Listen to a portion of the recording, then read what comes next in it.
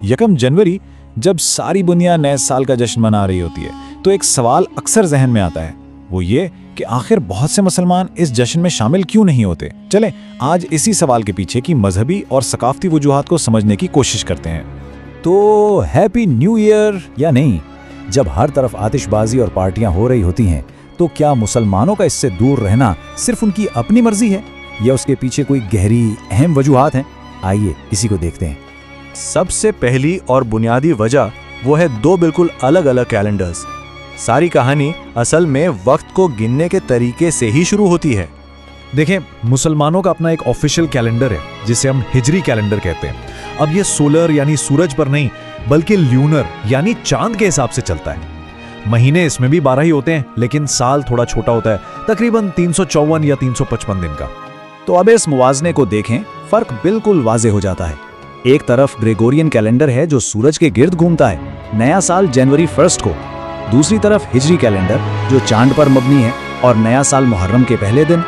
दोनों की बुनियादें अलग हैं, रिवायात अलग हैं, तो जाहिर है नए साल भी अलग ही होंगे। अच्छा, अब सिर्फ कैलेंडर का फर्क नहीं है, एक और बहुत अहम बात है और वो है जश्न मनाने का उसूल। इस्लाम में इस बात की वजाहत है कि कौन से त्यौहार हैं जिन्हें बाकायदा तौर पर मनाया जाना चाहिए। और वो त्यौहार कितने हैं? सिर्फ 2। जी हाँ, इस्लाम में जो बड़े मजहबी त्यौहार हैं वो सिर्फ 2 हैं, और यही चीज उनकी अहमियत को और भी बढ़ा देती है कि वो कितने खास हैं। ये 2 ईदें कौन सी हैं? पहली ईद उल फित्र जो रमजान के फौरन बाद आती है, और दूसरी ईद उल अधा जिसे कुर्बानी की ईद भी कहते हैं। बस इस्लामी तालीमात के मुताबिक मजहबी जश्न इन्हीं 2 मौक़ों पर है। यकम जनवरी इस फहरिस्त में नहीं आता। इसके पीछे एक फ़लसफ़ा भी है और वो है अपनी एक अलग एक मुनफरिद शनाख्त को कायम रखना। ये एक अहम इस्लामी उसूल है कि दूसरे मज़ाहिब की जो ख़ास मजहबी रसूमात हैं उनकी पैरवी ना की जाए ताकि अपनी अलग पहचान वाज़े रहे। चलें अब तीसरे नुक्ते पर आते हैं, और ये शायद सबसे गहरा फ़र्क है। ये फ़र्क है सोच का, अप्रोच का। सवाल यह है कि जब वक्त गुजरता है तो क्या इसे पार्टी करके मनाना चाहिए या इस पर गौर व फिक्र करना चाहिए। यहाँ इस्लाम का नज़रिया बिल्कुल मुख्तलिफ है। इस्लाम में एक लफ्ज़ है मुहासिबा। इसका मतलब क्या है? इसका मतलब है खुद एहतिसाबी, अपने आप से हिसाब लेना, अपने अमाल को देखना। तो इससे ही अंदाज़ा हो जाता है कि फोकस बाहर के जश्न पर नहीं बल्कि अंदर की इस्लाह पर है। तो देखें दोनों अप्रोचेस में कितना फ़र्क है। एक तरफ नए साल का जदीद तसव्वुर है जिसमें पार्टियां हैं, डांस है, काफ़ी खर्च है।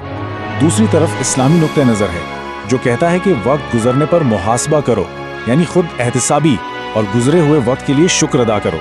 तो फिर सवाल उठता है कि इस्लामी नया साल वो कैसा होता है। इसका आगाज़ होता है मुहर्रम के महीने से, और इस महीने का जो मिजाज है, जो उसकी मानवियत है, वो जश्न से बिल्कुल मुख्तलिफ है।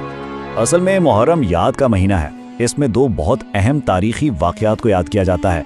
एक तो हिजरत यानी पैगंबर इस्लाम हज़रत मोहम्मद सल्लल्लाहु अलैहि वसल्लम का मक्का से मदीना हिजरत करना, और दूसरा करबला का सानेहा।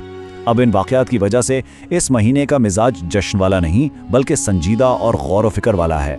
और यही वजह है कि इस्लामी नए साल का आगाज़ किसी शोर शराबे से नहीं होता, बल्कि ये वक्त है सादगी का, दुआ का, इबादत का। मतलब ये जश्न का वक्त नहीं, ये रूहानी तौर पर अपने आप को बेहतर बनाने का मौका है।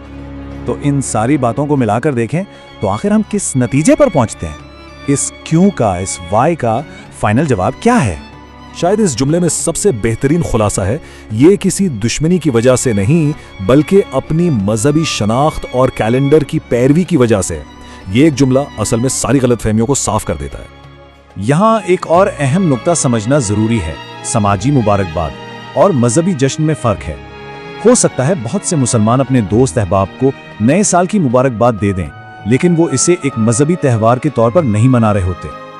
और आखिर में ये सवाल सबके लिए है कि हमारे त्योहार हमारी शनाख्त को कैसे बनाते हैं, क्योंकि हम जैसे जश्न मनाते हैं वो ही हमारी सकाफत, हमारी इक़दार यानी हमारी वैल्यूज़ के बारे में बहुत कुछ बताता है।